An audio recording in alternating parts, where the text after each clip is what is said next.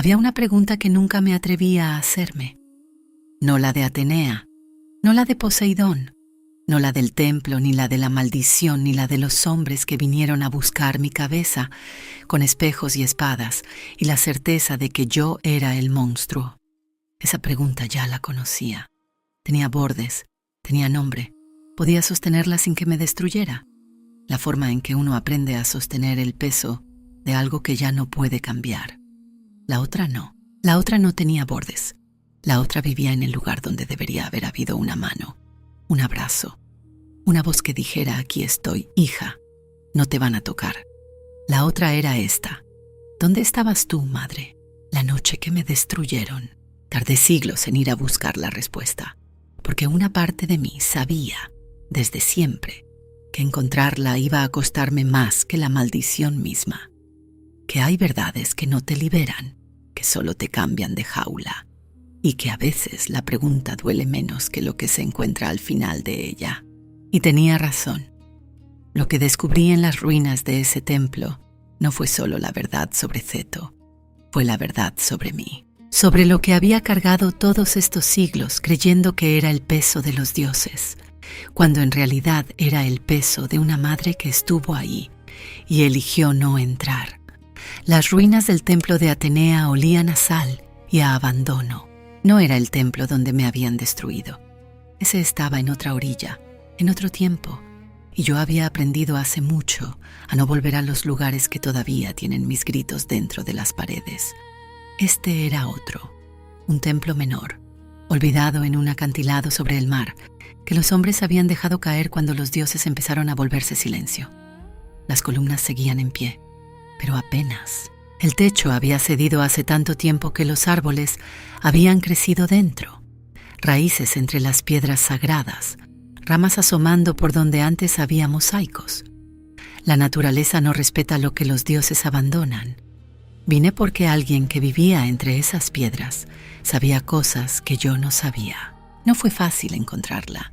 Me habían dicho que estaba ahí, que llevaba décadas ahí, que los aldeanos de la costa le dejaban comida en la entrada del acantilado, como quien deja ofrenda en un santuario, que no bajaba al pueblo, que no recibía visitas, que había visto demasiado para querer ver más. La encontré en el patio interior, sentada sobre una piedra plana, separando lentejas con los dedos como si el tiempo no existiera. Era vieja de una manera que pocas personas logran ser, vieja con toda la cara, con las manos, con la forma en que el cuerpo se dobla sobre sí mismo como árbol que ha sobrevivido demasiados inviernos. Tenía el cabello blanco recogido sin cuidado y los pies descalzos sobre las piedras, y separaba esas lentejas con una concentración que habría parecido devota si no fuera tan absolutamente ordinaria. Tersiane. Me habían dicho que había servido en este templo desde antes de que yo recordara, que había visto cosas, que hablaba demasiado para quien sabía tan poco y muy poco para quien sabía tanto. No levantó los ojos cuando me acerqué. Las serpientes hacen ruido al moverse, dijo, como lluvia sobre hojas secas. Siempre supe que vendrías. ¿Por qué?, pregunté. Porque las preguntas sin respuesta siempre vuelven al último lugar donde alguien las vio. Me senté frente a ella. Las serpientes en mi cabeza se acomodaron despacio, como animales reconociendo un territorio neutral. Tersiane las miró con curiosidad, sin miedo, con la misma expresión con que habría mirado un pájaro extraño posado en el borde de la fuente. No era valentía, era algo más raro que la valentía. Era indiferencia genuina ante lo que otros encontraban aterrador. La clase de indiferencia que solo dan muchos años y muchas cosas ya vistas. ¿Tienen hambre?, preguntó. ¿Qué? ¿Las cobras? ¿Les das de comer? Hubo un silencio. Come conmigo, dijo ella, como si la pregunta no hubiera sido absurda. Tengo pan y aceitunas. No sé si las inmortales comen aceitunas, pero la pregunta no cuesta nada. Algo en mi pecho se aflojó un poco, solo un poco. Comí una aceituna. Tersiane no preguntó por qué había venido, no preguntó nada. Siguió separando lentejas con esa paciencia absoluta, moviendo los dedos con una precisión que hablaba de miles de tardes exactamente iguales a esta.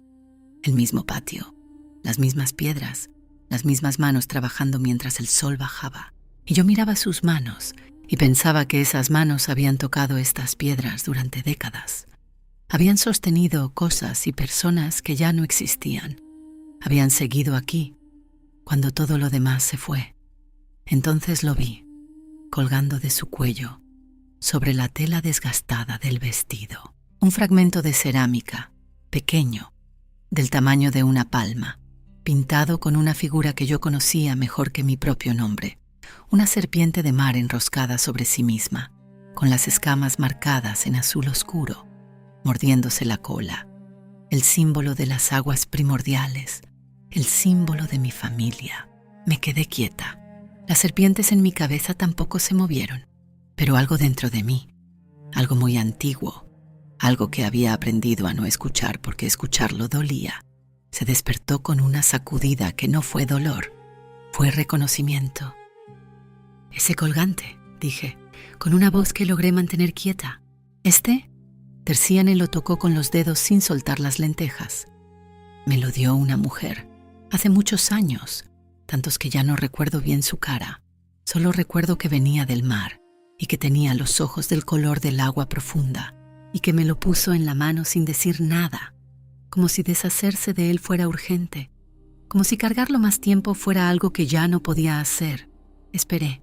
Fue la noche que castigaron a la del templo, dijo Terciane, en voz baja, como si contara algo que no había contado nunca. La noche que la diosa bajó a juzgar.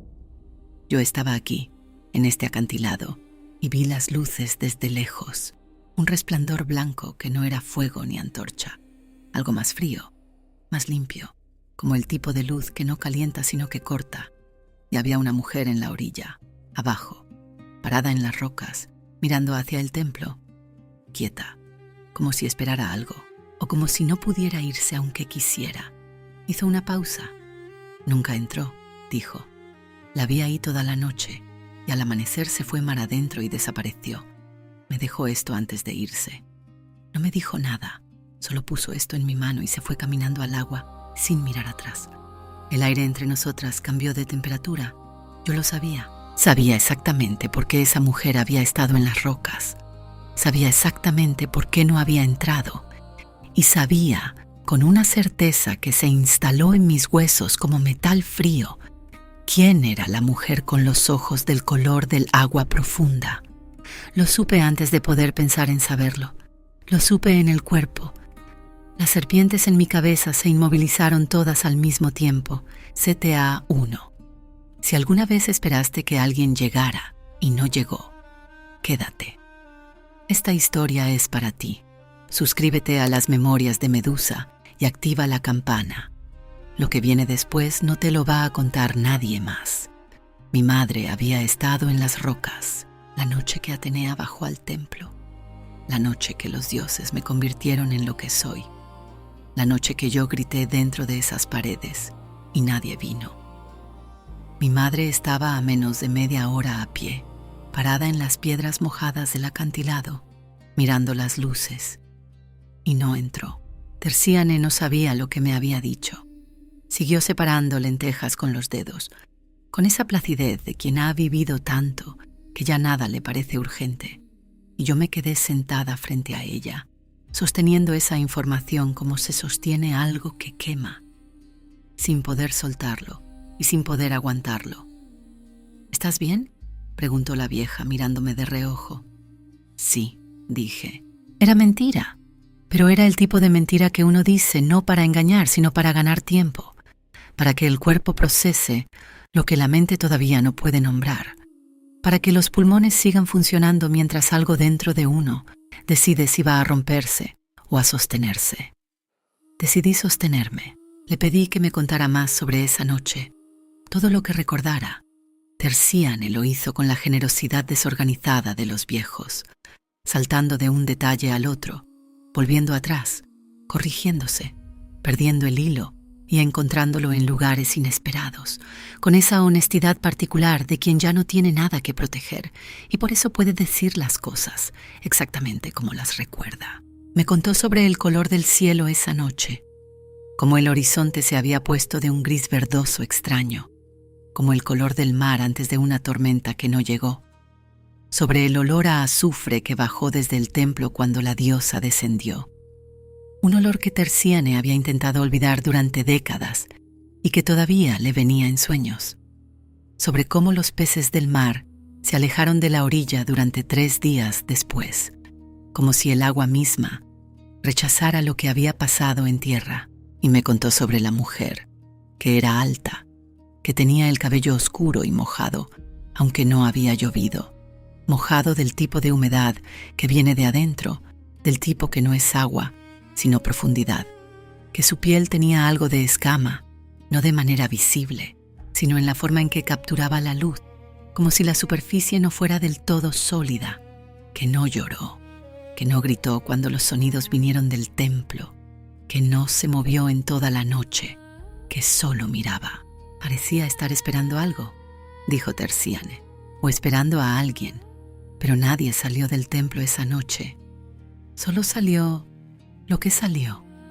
Hizo una pausa, juntó algunas lentejas en el cuenco y las separó de nuevo, sin necesidad, solo para tener las manos ocupadas. Yo escuché los gritos, dijo en voz muy baja, desde aquí arriba. No supe de quién eran, pero los escuché. Los gritos eran míos. Yo lo sabía y ella no lo sabía. Y esa distancia entre lo que yo sabía y lo que ella podía saber era exactamente la distancia entre estar dentro de algo y mirarlo desde afuera. Tersiane había escuchado mis gritos sin saber que eran míos.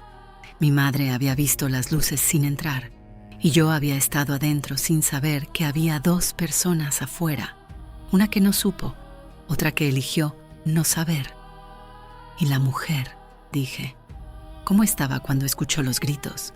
Tersiane tardó. Igual, dijo al final. Exactamente igual, quieta, como si ya supiera lo que estaba pasando y no hubiera nada que hacer, o como si hubiera decidido que no había nada que hacer. Tersiane dejó las lentejas y me miró con esa mirada vieja que no juzga, porque ya ha visto demasiado para gastar energía en juicios. «Tú la conocías», dijo. No era pregunta. Era mi madre.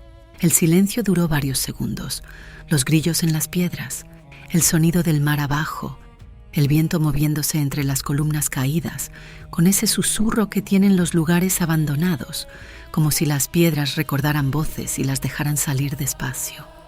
«Ay», dijo Tersiane, en voz muy baja, y no dijo nada más, porque a veces la única respuesta honesta a algo es ese sonido tan pequeño que lo contiene todo, que no intenta explicar ni consolar, que solo reconoce, sí, eso pasó, y fue terrible. Luego hizo lo que no esperaba.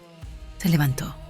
Caminó hacia mí con sus pasos lentos de árbol viejo, ese caminar cuidadoso que tienen los cuerpos que han aprendido que el suelo no siempre es de fiar, y puso la mano sobre mi brazo. Solo eso, la palma de su mano sobre mi brazo, sin decir nada. El contacto duró quizás 4 segundos, pero era la primera vez en mucho tiempo que alguien me tocaba sin miedo, sin calcular la distancia primero, sin ese instante de duda visible antes del gesto, ese momento en que los cuerpos evalúan el peligro.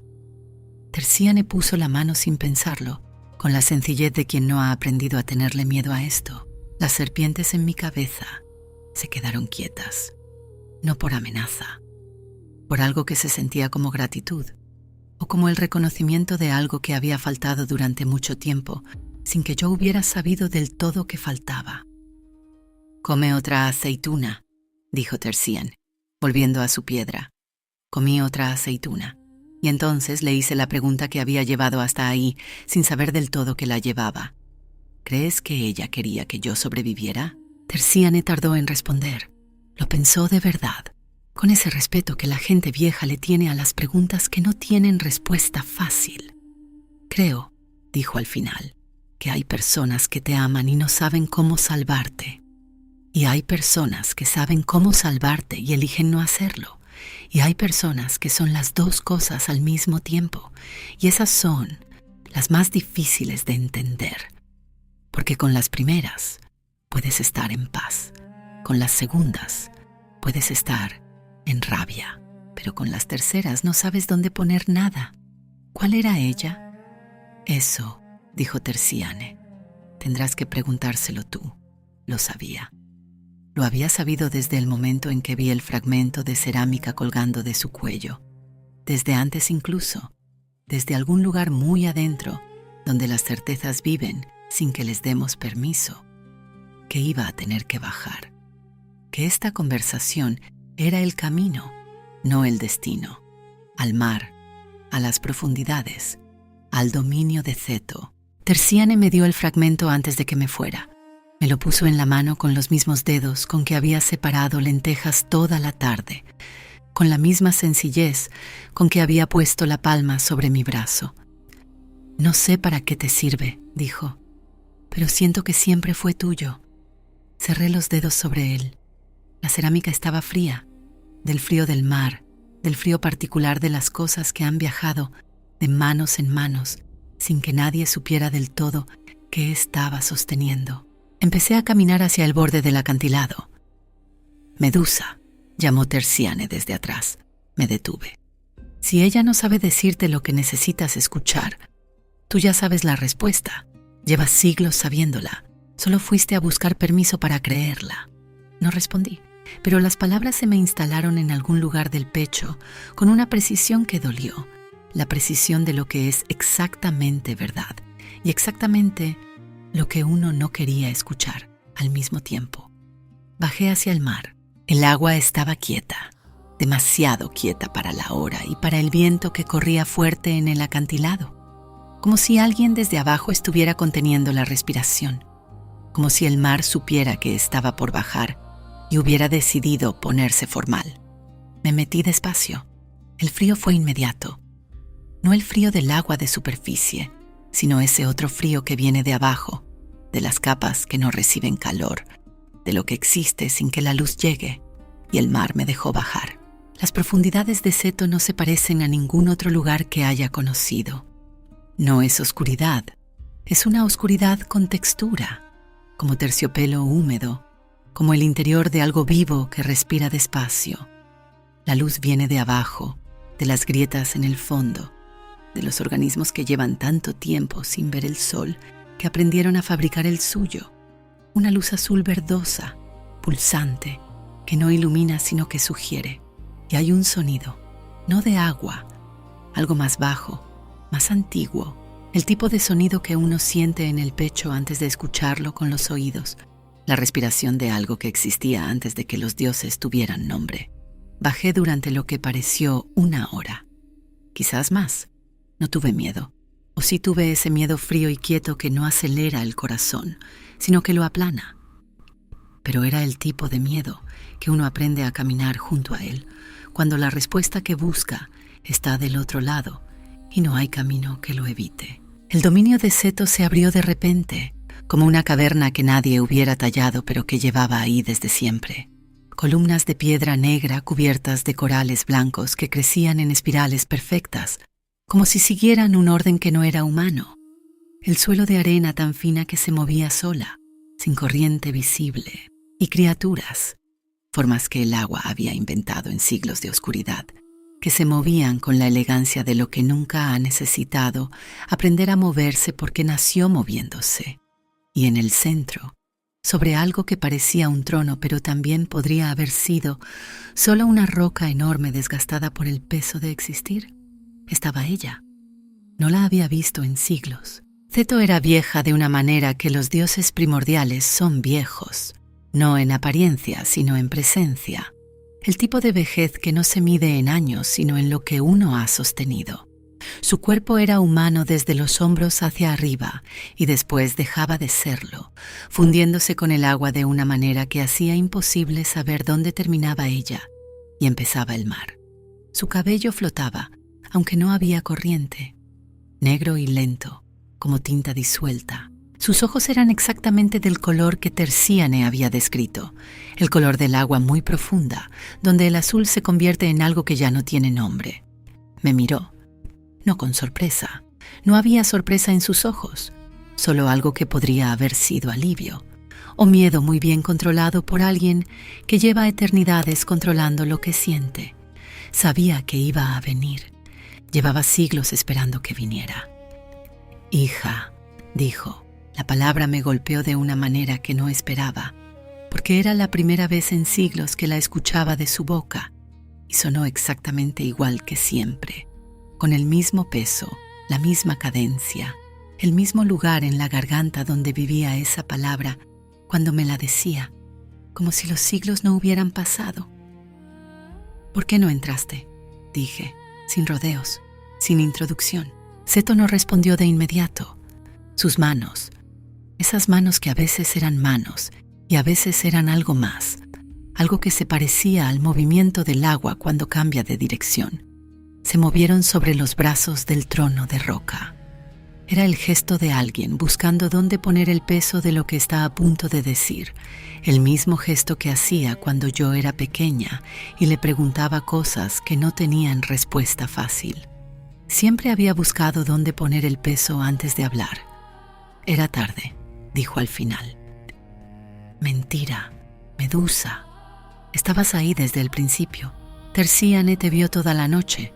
No llegaste tarde, elegiste no entrar». El silencio que siguió fue distinto al silencio de arriba. Aquí abajo tenía presión física, como si el peso de todo lo que no se había dicho en siglos tuviera volumen, ocupara espacio, empujara desde adentro hacia afuera. «Oh, si hubiera entrado», dijo Seto despacio, con el cuidado de quien elige cada palabra como se elige dónde poner el pie en terreno inestable. «Atenea me habría destruido a mí también.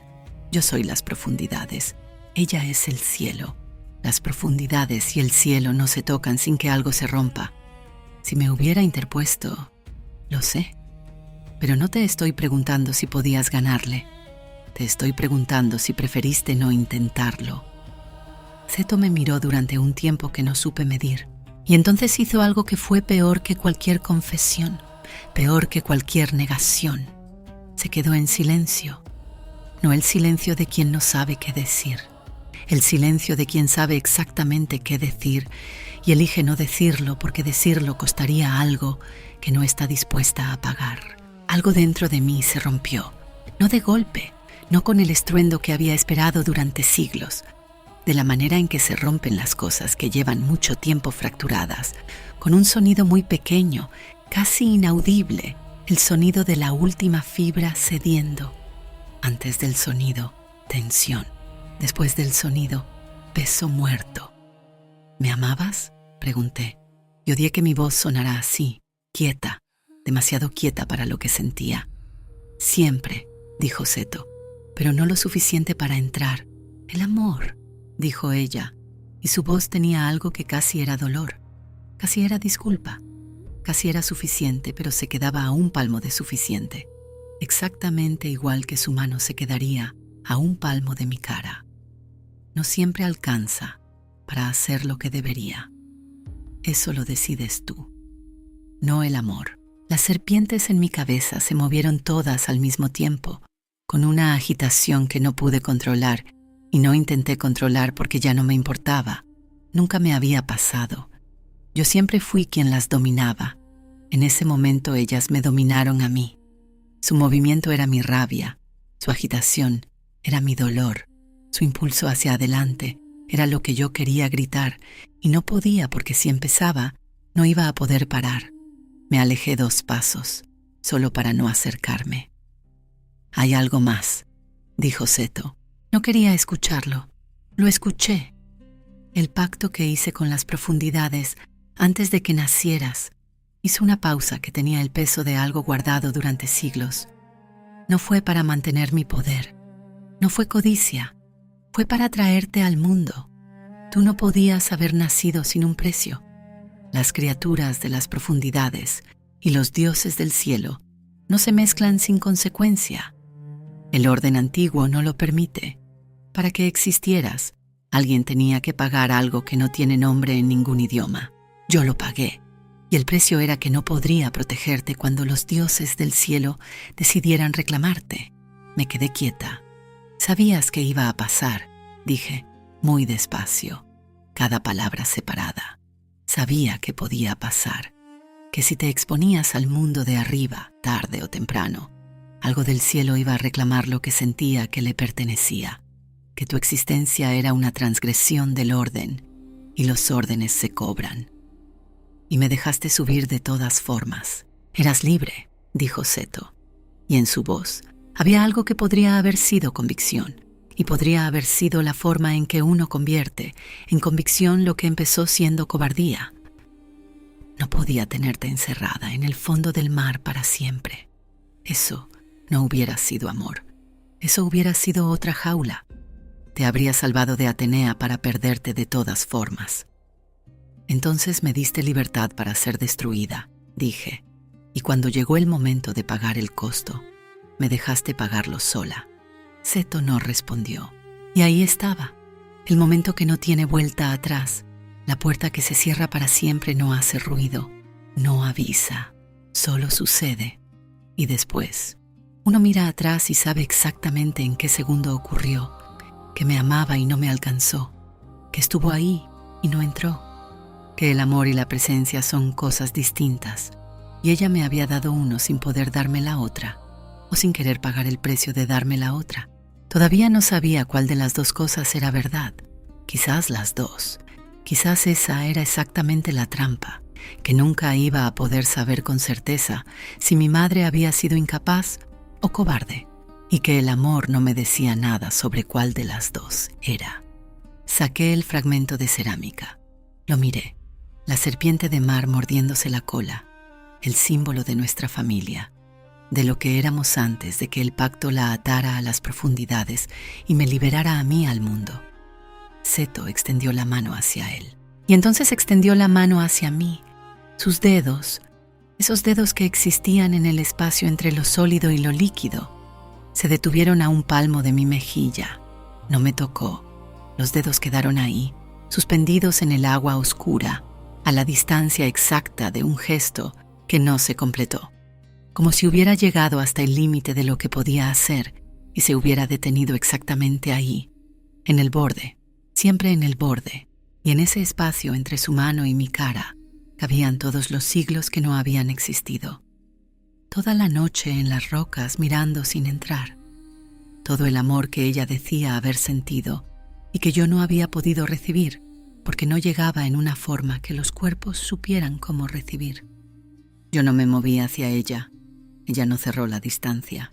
Y así nos quedamos, madre e hija, separadas por un palmo de agua oscura, y todo lo que ninguna de las dos sabía cómo cruzar. Quizás ese era el verdadero precio del pacto, no que yo fuera destruida, sino que entre nosotras quedara para siempre este espacio exacto que ninguna de las dos podía cerrar sola. Subí sola. Seto no intentó detenerme. El mar se cerró sobre mi cabeza con la misma quietud con que me había dejado bajar, silencioso, indiferente, guardando sus secretos con la disciplina de lo que lleva tanto tiempo existiendo que ya no necesita esfuerzo para no hablar. Salí a la superficie en el mismo punto donde había entrado. La noche había llegado mientras yo estaba abajo. No sé cuánto tiempo había pasado. En las profundidades, el tiempo no funciona igual, y no había llevado la cuenta porque el tiempo no cambiaba lo que era. Me quedé en el agua, con solo la cabeza afuera. Durante un rato que no me di, las serpientes estaban quietas. No de esa quietud tensa de antes del ataque, de otra quietud, la de algo que ha llegado al final de un movimiento largo y finalmente descansa. Pensé en la mano de Seto detenida a un palmo de mi cara, en los dedos que no cerraron la distancia hoy, igual que no habían cruzado el umbral del templo aquella noche, siempre en el borde, siempre a un palmo. Y pensé en Tercíane, en la aceituna que me ofreció sin saber si las inmortales comen aceitunas, sin importarle si era absurdo, porque la generosidad de la gente vieja no calcula el absurdo, solo lo ofrece. En la palma de su mano, sobre mi brazo durante 4 segundos, sin dudar, sin calcular el peligro. Enai, dicho en voz muy baja, en llevas siglos sabiéndola. Solo fuiste a buscar permiso para creerla. Lo sabía. Había ido a las profundidades buscando que Seto me dijera algo que cambiara lo que yo ya sabía, que me diera una razón que borrara la noche en las rocas. Fui a buscarte y no pude encontrarte, o intenté entrar y algo me detuvo, o cualquier versión que permitiera que la historia fuera diferente. No lo hizo. Me dijo la verdad, una verdad que mezclaba amor y cobardía y sacrificio y falla sin separarse claramente en ninguna de esas cosas. Y esa verdad no me libró de nada. Y eso era también una respuesta. Salí del agua. Me senté en las rocas, en el mismo acantilado donde Seto había estado parada aquella noche. Puse los pies donde ella había puesto los suyos, en esas piedras planas resbaladizas de musgo y sal, con el agua chocando abajo. Miré hacia las ruinas del templo a la distancia y traté de imaginar qué había visto ella desde ahí. Si había habido un segundo en que había dado un paso hacia adelante y luego lo había retirado. No podía saberlo. Nunca iba a poder saberlo. Y esa era la parte más difícil, que Seto había dicho algo verdadero, que el amor y la presencia no son la misma cosa, que se puede amar a alguien con toda la profundidad del mar y fallarle en el único momento que el otro va a recordar para siempre, que el amor no garantiza la acción correcta, que el amor no es suficiente si no sabe cómo moverse, y que entender eso no hacía que el dolor fuera menor, solo lo hacía más honesto. Sostuve el fragmento de cerámica una última vez, la serpiente de mar mordiéndose la cola, siglos de mano en mano, de Seto a Tercíane, de Tercíane a mí, pasado como se pasan las cosas que pesan demasiado para sostenerse solas. Lo puse en el agua con los dedos, despacio, como se pone algo sobre una superficie que no quieres romper, aunque ya está rota. La corriente lo tomó con esa gentileza que el mar tiene a veces para las cosas pequeñas, y lo llevó mar adentro hasta que desapareció. No era para Seto, era para mí. Era el gesto de alguien que deja de pararse en la puerta, esperando que alguien la abra desde adentro, y empieza a construir en el espacio que quedó. Me puse de pie. Las serpientes se movieron despacio, como animales estirándose después de un sueño muy largo. Hablé en voz alta, sin saber del todo para quién. Sobreviví sin ti, dije. Y eso fue mío. El mar no respondió. El cielo no respondió. Seto en sus profundidades no respondió.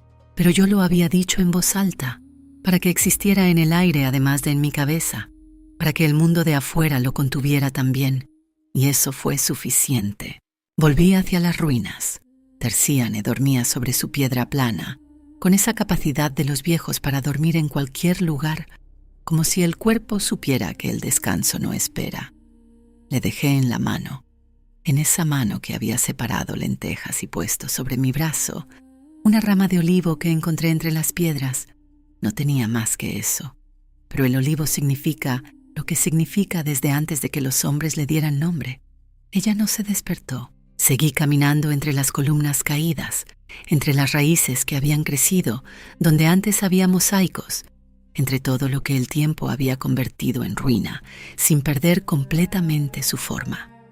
Fue entonces cuando lo vi, en una de las columnas del patio interior, la única que seguía en pie, grabado en la piedra con la presión de alguien que necesitaba que durara, un nombre, antiguo, casi borrado por el tiempo y la sal. No era el mío, y sin embargo lo reconocí. Lo reconocí de la manera en que uno reconoce las cosas que ha intentado olvidar, que es exactamente igual a la manera en que uno reconoce las cosas que nunca pudo olvidar del todo. Me quedé mirándolo durante un tiempo que no me di, y supe que la historia que creía haber terminado, con el fragmento de cerámica disolviéndose en el mar y la voz diciéndose a sí misma, «Sobreviví sin ti», no había terminado. Pero esa es otra historia. Lleva siglos cargando preguntas que nadie se atrevió a hacerse.